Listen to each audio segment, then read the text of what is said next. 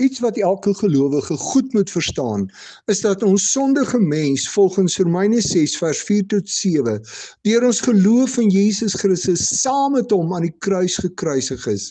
Ons sondige natuur, of daardie behoefte in ons hart om agter die duiwel aan te loop, kom dus deur ons geloof in Christus tot 'n einde.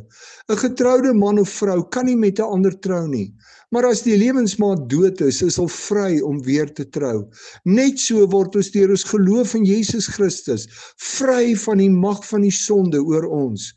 Die Heilige Gees kom in ons lewe en maak alles nuut, sodat ons nou vry is om die Here te dien.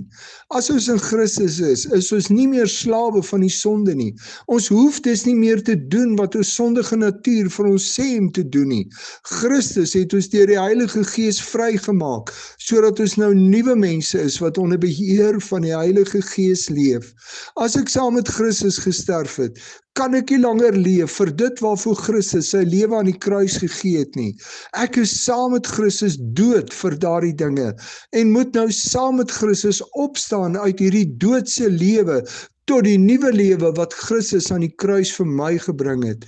Verstaan jy dat jy saam met Christus gekruisig is en nie langer 'n slaaf van die sonde is nie? Het jy al deur die kragtige werk van die Heilige Gees uit jou ou sondige lewe opgestaan en leef jy nou die nuwe lewe wat Christus vir jou gebring het? Hoe kan hierdie nuwe lewe in jou lewe gesien word?